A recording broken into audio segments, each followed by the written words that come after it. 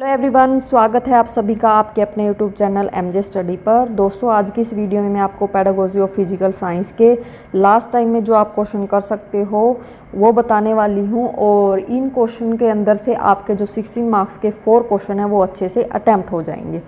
तो चलिए देख लेते हैं क्वेश्चन को। उससे पहले मैं आपको बता दूं दोस्तों, क्योंकि मेरे पास कई बच्चों के कमेंट आए कि मैम हिंदी में प्रोवाइड करवा दीजिए।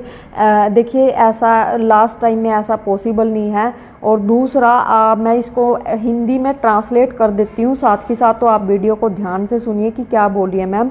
और दूसरा, आप जैसे यहाँ पर जो लिखा हुआ है वो इंग्लिश में वर्ड लिखे हुए हैं। हिंदी में क्या होता है कि उन वर्डों के कई मीनिंग निकल के आ जाते हैं, तो इस तरह से आप कंफ्यूज हो सकते हो। तो आपको इंग्लिश में ही पता होना चाहिए और हिंदी में ही पता होना चाहिए। जो बच्चे हिंदी मीडियम है ये उनके लिए है कि वो इंग्लिश मीडियम में भी देख ले कि वो अक्षर क्या है।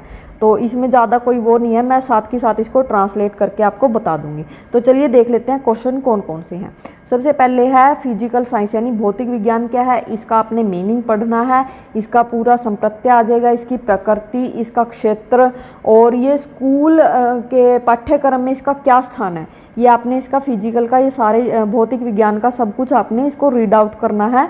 और साथ के साथ एम्स एंड ऑब्जेक्टिव यानी आपके जो उद्देश्य होते हैं, लक्ष्य और उद्देश्य, उनको भी पढ़ना है। टीचिंग ऑफ फिजिकल साइंस यानी आपका जो भौतिक विज्ञान शिक्षण है उसके आधार पर।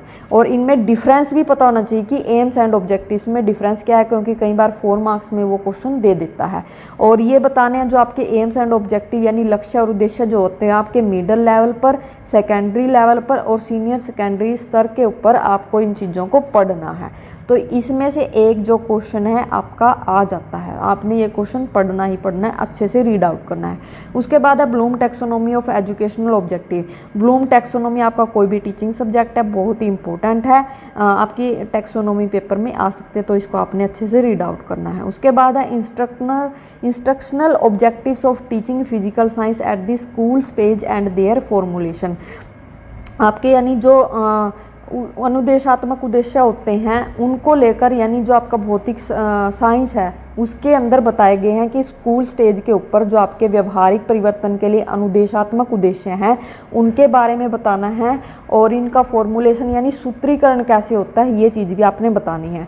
देखो, मैंने एम्स ये जो ऑब्जेक्टिव्स है आपके, इसके से रिलेटेड आपके 3 क्वेश्चन बना दिए और तीनों में से एक क्वेश्चन आपका पक्का आएगा ही आएगा। किसी भी ऑब्जेक्टिव के से दे सकता है, या तो एम्स एंड ऑब्जेक्टिव का पूछ लेगा, या फिर ब्लूम टैक्सोनॉमी का पूछ लेगा, या इंस्ट्रक्शनल ऑब्जेक्टिव का।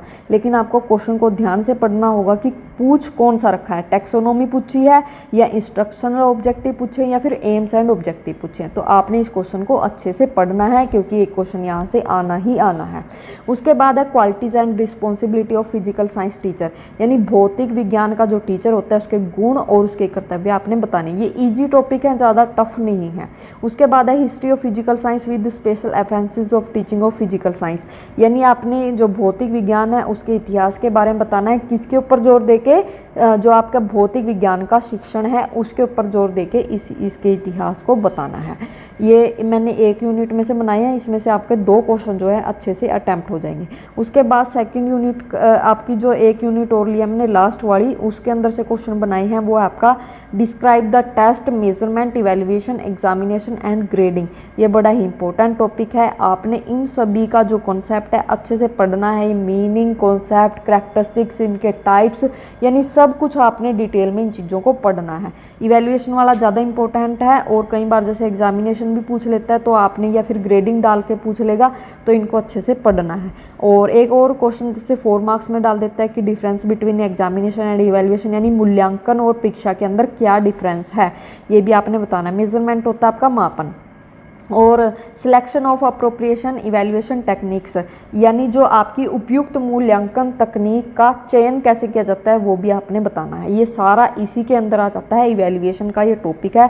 इसके टाइप्स भी आपको पता होने चाहिए, इसका सिलेक्शन कैसे होता है, उसकी तकनीक क्या क्या होती है उनको पता होना चाहिए, और इसमें डिफरेंस एग्जामिनेशन और इवैल्यूएशन के अंदर। उसके बाद आता है आपका अचीवमेंट टेस्ट, यानी उपलब्धि परीक्षण क्या होता है। ये भी बहुत ज़्यादा इंपॉर्टेंट क्वेश्चन आपका, इसका पूरा कंसेप्ट कंसेप्ट क्लियर हो, इसके सिद्धांत पता होने चाहिए और इसके निर्माण के अंदर क्या क्या स्टेप्स फॉलो होते हैं वो चीज़ें पता होनी चाहिए, और एक अच्छे टेस्ट के अंदर क्या क्या गुण होते हैं वो चीज़ें भी इसके अंदर आएंगी।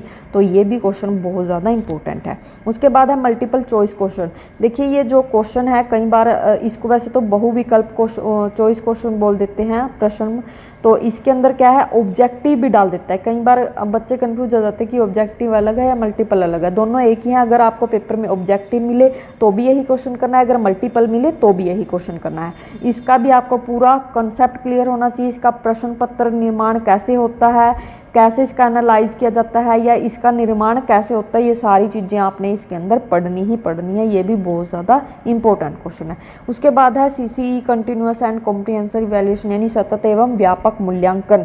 ये जो टॉपिक है ये रीड आउट करना है, कई बार एग्जाम में पूछ लेता है। और फॉर्मेटिव एवं समेटिव इवैल्यूएशन ये टाइप्स हैं, ये भी आपने पढ़ने हैं, यानी इसको निर्माणात्मक एवं संकलनात्मक मूल्यांकन बोल देते हैं, ये भी आपने पढ़ने हैं। कई बार क्या करेगा 8 मार्क्स में डाल देगा या फिर 4 मार्क्स में, आपको किसी भी तरीके से क्वेश्चन बना सकता है। उसके बाद diagnostic test and remedial teaching in physical science. Diagnostic test होता है आपका निदानात्मक और रेमेडियल टीचिंग होती है आपकी उपचारात्मक। इनमें कंफ्यूज नहीं होता है, दोनों अलग अलग वर्ड है, निदानात्मक और उपचारात्मक। तो इसको ध्यान से पढ़ लेना कि दोनों अलग अलग चीज़ें हैं, भौतिक विज्ञान के अंदर बताना है इनको। और उसके बाद है indicators of quality learning and major issue in classroom learning with special reference to physical science, यानी आपके भौतिक विज्ञान का विशेष में जो गुणवत्ता अधिगम के संकेतक और कक्षा अधिगम में प्रमुख मुद्दे होते हैं उनके बारे में बताना है। ये क्वेश्चन इतना इंपॉर्टेंट नहीं है, बस जस्ट इसका रीड आउट लेना है। ये मैंने इसलिए लिख दिया कि कई बार क्या होता है कि 4 मार्क्स में डाल दे या फिर 16 मार्क्स के साथ जोड़ के दे दे, तो सिर्फ इसको आपने एक बार रीड आउट करना है कि है क्या। बाकी ऊपर वाले जो क्वेश्चन है सारे ही बहुत ज़्यादा इंपॉर्टेंट है। इसमें से आपके 16 मार्क्स के जो 4 क्वेश्चन है वो अच्छे से अटैम्प्ट हो जाएंगे, और इनमें से 4 मार्क्स के क्वेश्चन भी कई बार आ जाते हैं, 1-2 क्वेश्चन आपको इनमें से देखने को मिल जाएगा। थैंक यू दोस्तों, आई होप ये वीडियो आपके लिए हेल्पफुल हो।